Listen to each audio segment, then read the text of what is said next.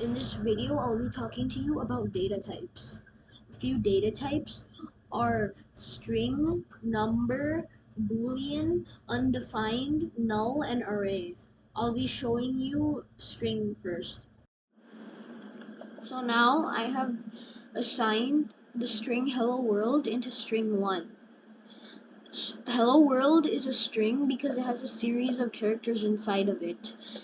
And characters are basically like A, B, C, D, E, F, J, like so on.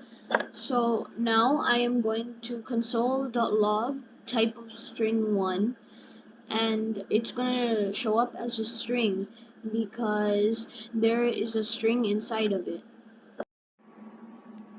Now I'm going to assign a number to a variable. I called the variable number 1, and I'm going to console log type of, and then the variable name. So then it should show up as number because inside of the variable is it stored a number. So now I have assigned 1 to A, 1 to B, and I have assigned A compared to B to C. So now C equals A compared to B. So now I'm going to console.log A is equal to B. If A is equal to B, and at the end I'm going to console.log type of C, which checks, of course, what data type it is, what data type C is. So Boolean should show up because you are comparing A and B by each other with a comparison operator. So if there's a comparison operator, it should always show up as a Boolean. So both of them are correct.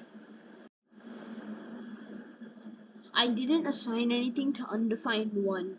So now if I console.log type of undefined 1, it should pop up as undefined. Now let's see if you assign something to undefined 1.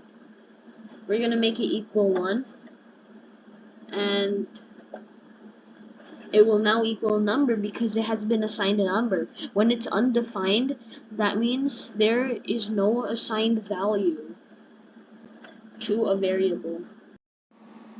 Now I have assigned an array to test array. So now I'm going to console.log type of test array, and it's going to say that it's an object because an array is an object.